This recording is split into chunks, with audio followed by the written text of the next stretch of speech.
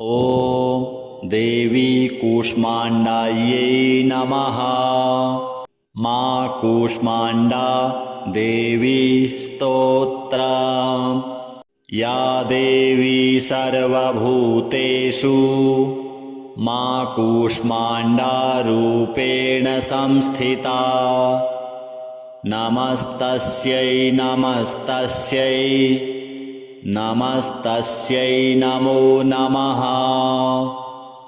सुरासम्पूर्णकलशं रुधिराप्लुतमेव च दधाना हस्तपद्माभ्यां कूष्माण्डा शुभदास्तु मे। वन्दे वाञ्छितकामार्थे चन्द्रार्धकृतशेखरां। सिंहरूढा अष्टभुजा कूष्माण्डा यशस्विनी। भास्वरभानुनिभाम् अनाहतस्थितां चतुर्थदुर्गात्रिनेत्रां। कमण्डलुचापबाणपद्मसुधाकलशा चक्रगदा जपवटीधरां। पटाम्बरपरिधानां कमनीयां मृदुहास्या नानालङ्कारभूषितां। मञ्जीरहारकेयूरकिङ्किणी रत्नकुण्डलमण्डितां। प्रफुल्लवदनां चारुचिबुकां कान्तकपोलां तुगं कुचां। कोमलाङ्गी स्मेरमुखी श्रीकण्ठी निम्ननाभिनितम्बनी। दुर्गतिनाशिनी त्वं हि दरिद्रादिविनाशिनी। जयदां धनदां त्वं हि कूष्माण्डे प्रणमाम्यहं। जगन्माता जगत्कर्त्री जगदाधाररूपिणी। चराचरेश्वरी त्वं हि कूष्माण्डे प्रणमाम्यहं। त्रैलोक्यसुन्दरी त्वं हि दुःखशोकनिवारिणी। परमानन्दमयी त्वं हि कूष्माण्डे प्रणमाम्यहं। हंसरै मे शिरः पातु कूष्माण्डे भवनाशिनी। हसलकरीं नेत्रे च हसरोश्चललाटकम्। कौमारी पातु सर्वगात्रे वाराही उत्तरे तथा। पूर्वे पातु वैष्णवी इन्द्राणी दक्षिणे मम। दिग्विदिक्षु सर्वत्रैव कुम्भीजं सर्वदावतु। माँ कूष्माण्डा देव्यार्पणमस्तु। या देवी सर्वभूतेषु माँ कूष्माण्डा रूपेण संस्थिता। नमस्तस्यै नमस्तस्यै नमस्तस्यै नमो नमः। सुरासम्पूर्णकलशं रुधिराप्लुतमेव च दधाना हस्तपद्माभ्यां कूष्माण्डा शुभदास्तु मे। वन्दे वाञ्छितकामार्थे चन्द्रार्धकृतशेखरां। सिंहरूढा अष्टभुजा कूष्माण्डा यशस्विनी। भास्वरभानुनिभाम् अनाहतस्थितां चतुर्थदुर्गात्रिनेत्रां। कमण्डलुचापबाणपद्मसुधाकलशा चक्रगदा जपवटीधराम् पटाम्बरपरिधानां कमनीयां मृदुहास्यानानालङ्कारभूषितां मञ्जीरहारकेयूरकिङ्किणी रत्नकुण्डलमण्डितां प्रफुल्लवदनां चारुचिबुकां कान्तकपोलां तुगं कुचां कोमलाङ्गी स्मेरमुखी श्रीकण्ठी निम्ननाभिनितम्बनीं दुर्गतिनाशिनी त्वं हि दरिद्रादिविनाशिनी जयदां धनदां त्वं हि कूष्माण्डे प्रणमाम्यहम् जगन्माता जगत्कर्त्री जगदाधाररूपिणी चराचरेश्वरी त्वं हि कूष्माण्डे प्रणमाम्यहम् त्रैलोक्यसुन्दरी त्वं हि दुःखशोकनिवारिणी परमानन्दमयी त्वं हि कूष्माण्डे प्रणमाम्यहम् हंसरै मे शिरः पातु कूष्माण्डे भवनाशिनी हसलकरीं नेत्रे च हसरोश्चललाटकम् कौमारी पातु सर्वगात्रे वाराही उत्तरे तथा पूर्वे पातु वैष्णवी इन्द्राणी दक्षिणे मम दिग्विदिक्षु सर्वत्रैव कुम्बीजं सर्वदावतु मा कूष्माण्डा देव्यार्पणमस्तु या देवी सर्वभूतेषु मा कूष्माण्डारूपेण संस्थिता नमस्तस्यै नमस्तस्यै नमस्तस्यै नमो नमः सुरासम्पूर्णकलशं रुधिराप्लुतमेव च दधाना हस्तपद्माभ्यां कूष्माण्डा शुभदास्तु मे वन्दे वाञ्छितकामार्थे चन्द्रार्धकृतशेखरां सिंहरूढा अष्टभुजा कूष्माण्डा यशस्विनी भास्वरभानुनिभाम् अनाहतस्थितां चतुर्थदुर्गात्रिनेत्रां कमण्डलुचापबाणपद्मसुधाकलशा चक्रगदा जपवटीधरां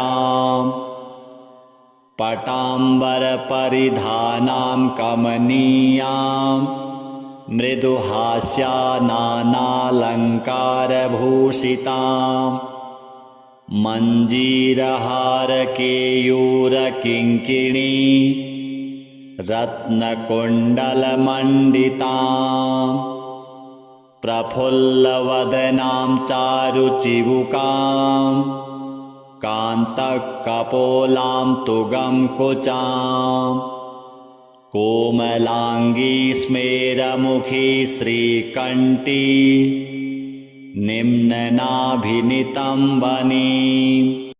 दुर्गतिनाशिनी त्वं हि दरिद्रादिविनाशिनी जयदां धनदां त्वं हि कूष्माण्डे प्रणमाम्यहम् जगन्माता जगत्कर्त्री जगदाधाररूपिणी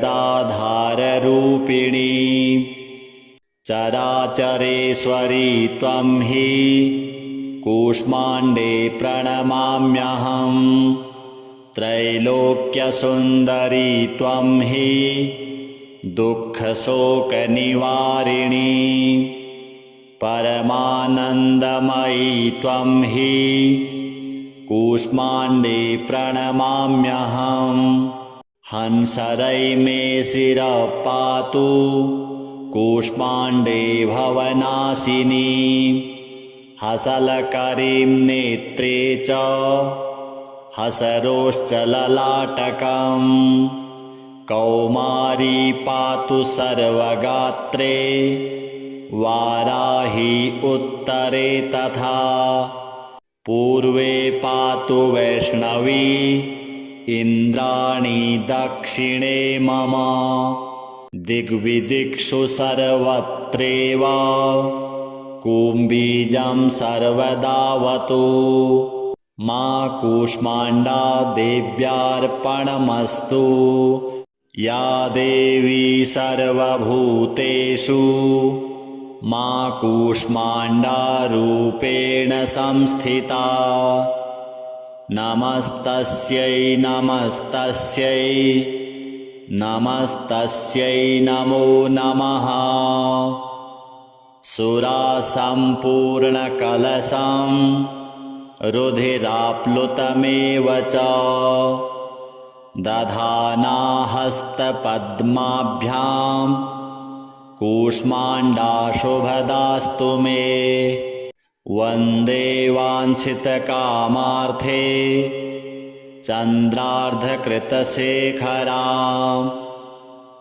सिंहरूढा अष्टभुजा कूष्माण्डा यशस्विनी भास्वरभानुनिभाम्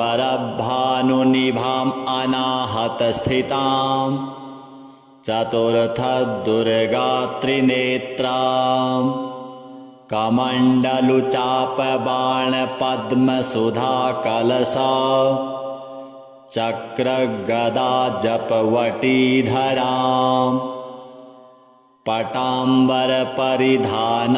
कमनीयां मृदुहास्यानानालङ्कारभूषितां मञ्जीरहारकेयूरकिङ्किणी रत्नकुण्डलमण्डितां प्रफुल्लवदनां चारुचिबुकां कान्तकपोलां तुगं कुचां कोमलाङ्गी स्मेरमुखी श्रीकण्ठी निम्ननाभिनितम्बनीं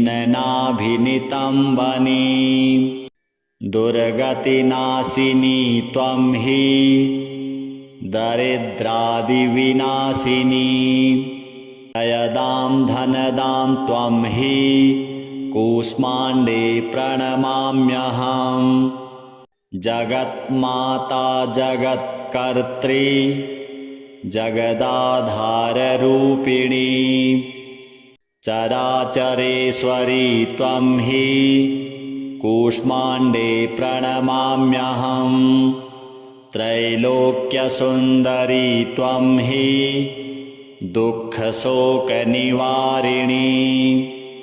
परमानन्दमयी त्वं हि कूष्माण्डे प्रणमाम्यहम् हंसरै मे शिरः पातु कूष्माण्डे भवनाशिनी हसलकरीं नेत्रे च हसरोश्च ललाटकम् कौमारी पातु सर्वगात्रे वाराही उत्तरे तथा पूर्वे पातु वैष्णवी इन्द्राणी दक्षिणे मम दिग्विदिक्षु सर्वत्रैव कुम्बीजं सर्वदावतु मा कूष्माण्डा देव्यार्पणमस्तु या देवी सर्वभूतेषु मा कूष्माण्डारूपेण संस्थिता नमस्तस्यै नमस्तस्यै नमस्तस्यै नमो नमः सुरासम्पूर्णकलशं रुधिराप्लुतमेव च दधाना हस्तपद्माभ्यां कूष्माण्डा शुभदास्तु मे। वन्दे वाञ्छितकामार्थे चन्द्रार्धकृतशेखरां सिंहरूढा अष्टभुजा कूष्माण्डा यशस्विनी भास्वरभानुनिभाम् अनाहतस्थितां चतुर्थदुर्गात्रिनेत्रां कमण्डलुचापबाणपद्मसुधाकलशा चक्रगदाजपवटीधरां पटाम्बरपरिधानां कमनीयां मृदुहास्यानानालङ्कारभूषितां मञ्जीरहारकेयूरकिङ्किणी रत्नकुण्डलमण्डितां प्रफुल्लवदनां चारुचिबुकां कान्तकपोलां तुगं कुचां कोमलाङ्गी स्मेरमुखी श्रीकण्ठी निम्ननाभिनितम्बनीं दुर्गतिनाशिनी त्वं हि दरिद्रादिविनाशिनी जयदां धनदां त्वं हि कूष्माण्डे प्रणमाम्यहम्। जगन्माता जगत्कर्त्री जगदाधाररूपिणी चराचरेश्वरी त्वं हि कूष्माण्डे प्रणमाम्यहम्। त्रैलोक्यसुन्दरी त्वं हि दुःखशोकनिवारिणी परमानन्दमयी त्वं हि कूष्माण्डे प्रणमाम्यहम्। हंसरै मे शिरः पातु कूष्माण्डे भवनाशिनी हसलकरीं नेत्रे च हसरोश्चललाटकम् कौमारी पातु सर्वगात्रे वाराही उत्तरे तथा पूर्वे पातु वैष्णवी इन्द्राणी दक्षिणे मम दिग्विदिक्षु सर्वत्रैव कुम्भीजं सर्वदावतु मा कूष्माण्डा देव्यार्पणमस्तु। या देवी सर्वभूतेषु मा कूष्माण्डा रूपेण संस्थिता नमस्तस्यै नमस्तस्यै नमस्तस्यै नमो नमः। सुरासम्पूर्णकलशं रुधिराप्लुतमेव च दधाना हस्तपद्माभ्यां कूष्माण्डा शुभदास्तु मे। वन्दे वाञ्छितकामार्थे चन्द्रार्धकृतशेखरां सिंहरूढा अष्टभुजा कूष्माण्डा यशस्विनी भास्वरभानुनिभाम् अनाहतस्थितां चतुर्थदुर्गात्रिनेत्रां कमण्डलुचापबाणपद्मसुधाकलशा चक्रगदाजपवटीधरां पटाम्बरपरिधानां कमनीयां मृदुहास्यानानालङ्कारभूषितां मञ्जीरहारकेयूरकिङ्किणी रत्नकुण्डलमण्डितां प्रफुल्लवदनां चारुचिबुकां कान्तकपोलां तुगं कुचाम् कोमलाङ्गी स्मेरमुखी श्रीकण्ठी निम्ननाभिनितम्बनी दुर्गतिनाशिनी त्वं हि दरिद्रादिविनाशिनी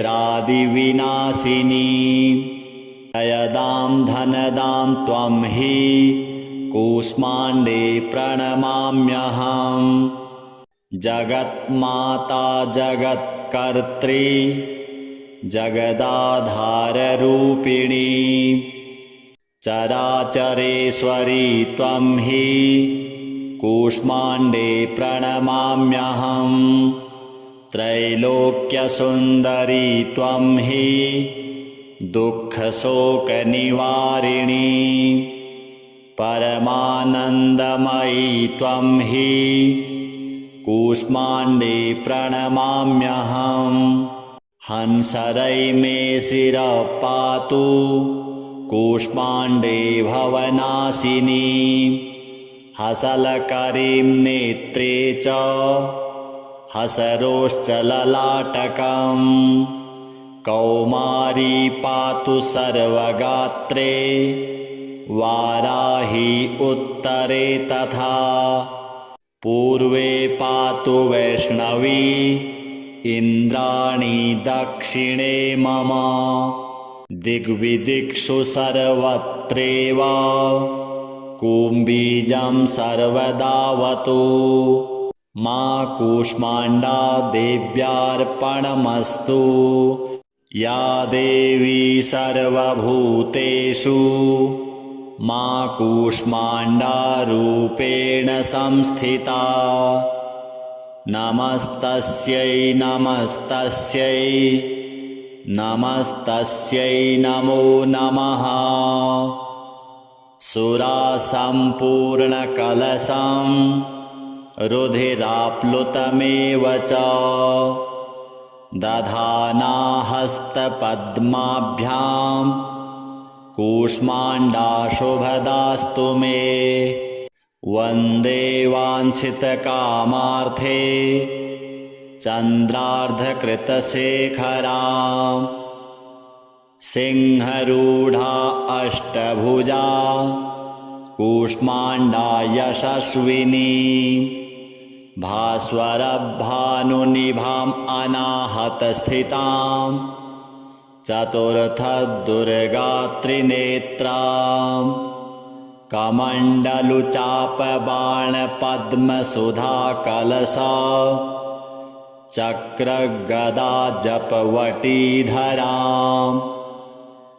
पटाम्बरपरिधानां कमनीयां मृदुहास्यानानालङ्कारभूषितां मञ्जीरहारकेयूरकिङ्किणी रत्नकुण्डलमण्डितां प्रफुल्लवदनां चारुचिबुकां कान्तकपोलां तुगं कुचां कोमलाङ्गी स्मेरमुखी श्रीकण्ठी निम्ननाभिनितम्बनी दुर्गतिनाशिनी त्वं हि दरिद्रादिविनाशिनी जयदां धनदां त्वं हि कूष्माण्डे प्रणमाम्यहं जगन्माता जगत्कर्त्री जगदाधाररूपिणी चराचरेश्वरी त्वं हि कूष्माण्डे प्रणमाम्यहं त्रैलोक्यसुन्दरी त्वं हि दुःखशोकनिवारिणी परमानन्दमयी त्वं हि कूष्माण्डे प्रणमाम्यहं हंसरै मे शिरः पातु कूष्माण्डे भवनाशिनी हसलकरीं नेत्रे च हसरोश्चललाटकम्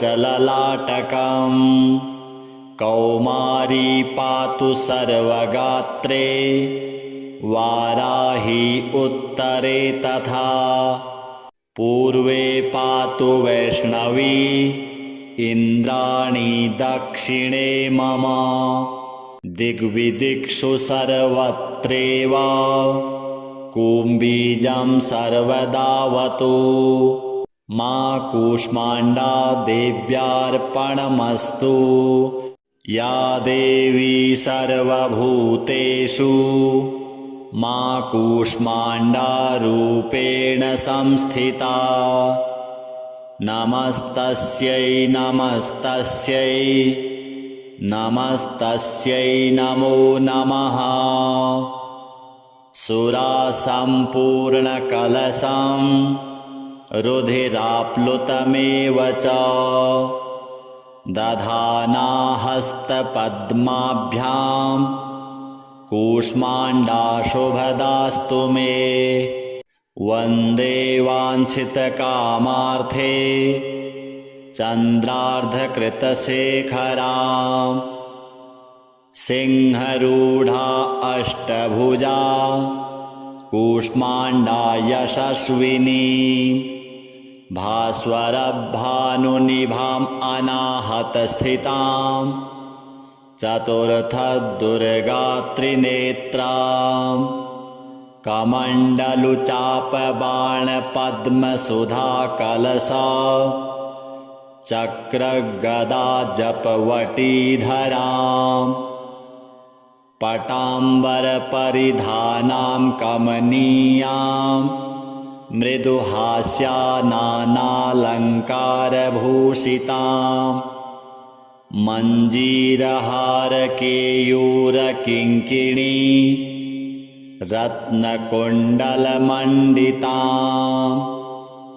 प्रफुल्लवदनां चारुचिबुकां कान्तकपोलां तुगं कुचां कोमलाङ्गी स्मेरमुखी श्रीकण्ठी निम्ननाभिनितम्बनीं दुर्गतिनाशिनी त्वं हि दरिद्रादिविनाशिनी जयदां धनदां त्वं हि कूष्माण्डे प्रणमाम्यहं जगन्माता जगत्कर्त्री जगदाधाररूपिणी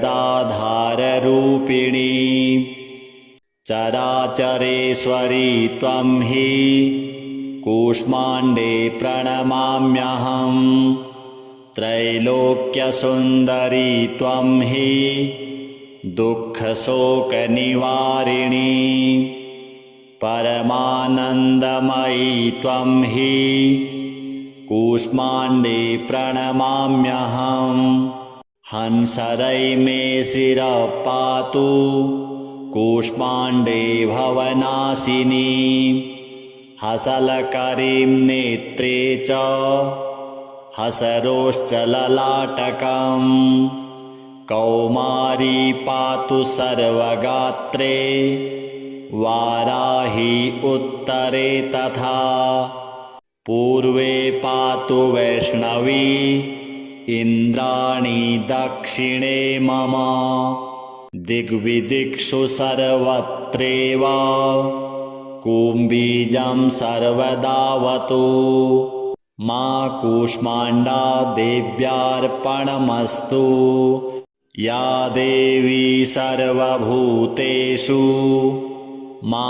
कूष्माण्डा रूपेण संस्थिता नमस्तस्यै नमस्तस्यै नमस्तस्यै नमो नमः सुरासम्पूर्णकलशं रुधिराप्लुतमेव च दधाना हस्तपद्माभ्यां कूष्माण्डा शुभदास्तु मे वन्दे वाञ्छितकामार्थे चन्द्रार्धकृतशेखरां सिंहरूढा अष्टभुजा कूष्माण्डा यशस्विनी भास्वरभानुनिभाम् अनाहतस्थिताम् चतुर्थदुर्गात्रिनेत्राम् कमण्डलुचापबाणपद्मसुधाकलशा चक्रगदाजपवटीधराम् पटाम्बरपरिधानां कमनीयाम् मृदुहास्यानानालङ्कारभूषिताम् मञ्जीरहारकेयूरकिङ्किणी रत्नकुण्डलमण्डिताम् प्रफुल्लवदनां चारुचिबुकाम् कान्तकपोलां तुगं कुचाम् कोमलाङ्गी स्मेरमुखी श्रीकण्ठी निम्ननाभिनितम्बनीं दुर्गतिनाशिनी त्वं हि दरिद्रादिविनाशिनी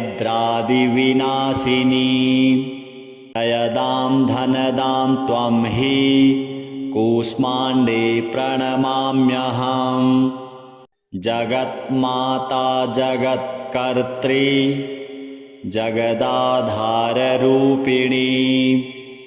चराचरेश्वरी त्वं हि कूष्माण्डे प्रणमाम्यहं त्रैलोक्यसुन्दरी त्वं हि दुःखशोकनिवारिणी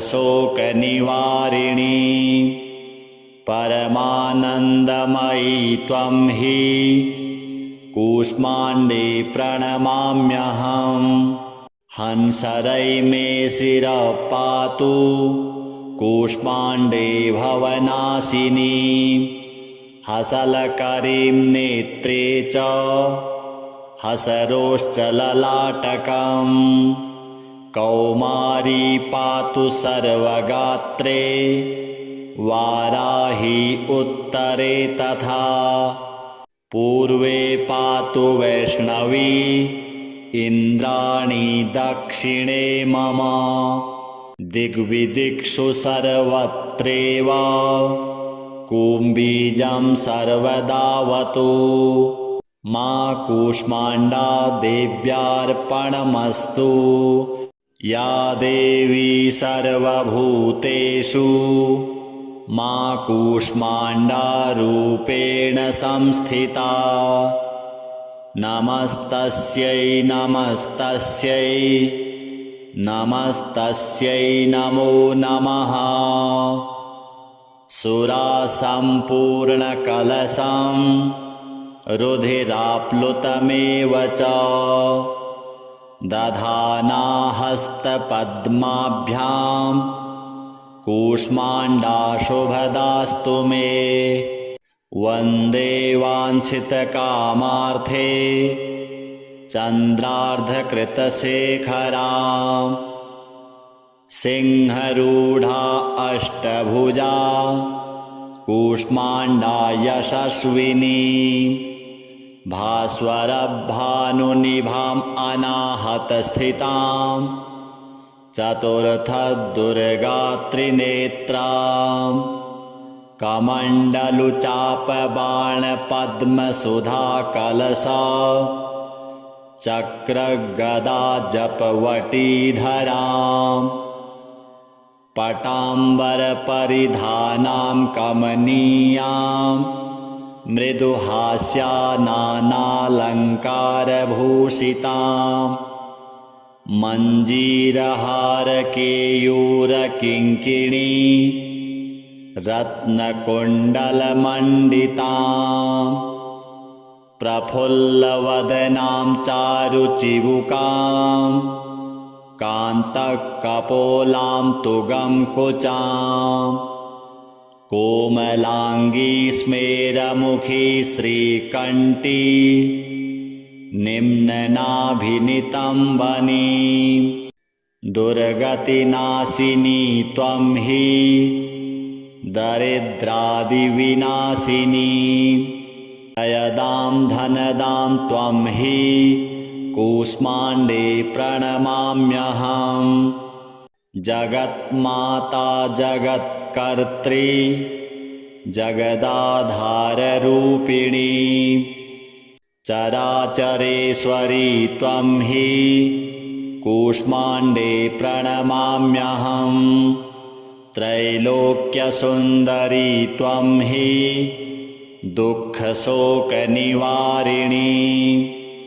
परमानन्दमयी त्वं हि कूष्माण्डे प्रणमाम्यहम् हंसरै मे शिरः पातु कूष्माण्डे भवनाशिनी हसलकरीं नेत्रे च हसरोश्च ललाटकम् कौमारी पातु सर्वगात्रे वाराही उत्तरे तथा पूर्वे पातु वैष्णवी इन्द्राणी दक्षिणे मम दिग्विदिक्षु सर्वत्रेव कुम्बीजं सर्वदावतु मा कूष्माण्डा देव्यार्पणमस्तु या देवी सर्वभूतेषु मा कूष्माण्डा रूपेण संस्थिता नमस्तस्यै नमस्तस्यै नमस्तस्यै नमो नमः सुरासम्पूर्णकलशं रुधिराप्लुतमेव च दधाना हस्तपद्माभ्यां कूष्माण्डा शुभदास्तु मे वन्दे वाञ्छितकामार्थे चन्द्रार्धकृतशेखरां सिंहरूढा अष्टभुजा कूष्माण्डा यशस्विनी भास्वरभानुनिभाम् अनाहतस्थितां चतुर्थदुर्गात्रिनेत्रां कमण्डलुचापबाणपद्मसुधाकलशा चक्रगदाजपवटीधरां पटाम्बरपरिधानां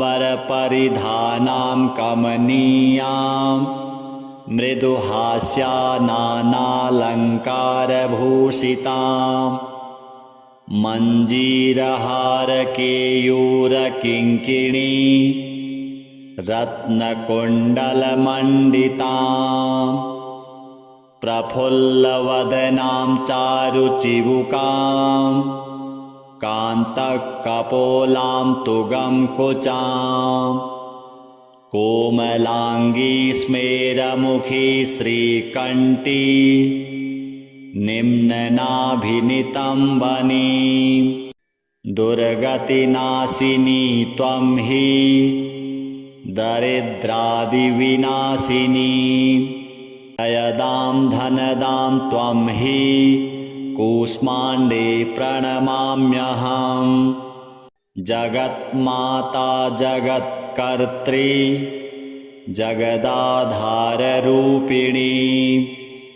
चराचरेश्वरी त्वं हि कूष्माण्डे प्रणमाम्यहम् त्रैलोक्यसुन्दरी त्वं हि दुःखशोकनिवारिणी परमानन्दमयी त्वं हि कूष्माण्डे प्रणमाम्यहम् हंसरै मे शिरः पातु कूष्माण्डे भवनाशिनी हसलकरीं नेत्रे च हसरोश्च ललाटकम् कौमारी पातु सर्वगात्रे वाराही उत्तरे तथा पूर्वे पातु वैष्णवी इन्द्राणी दक्षिणे मम दिग्विदिक्षु सर्वत्रेव कुम्बीजं सर्वदावतु मा कूष्माण्डा देव्यार्पणमस्तु।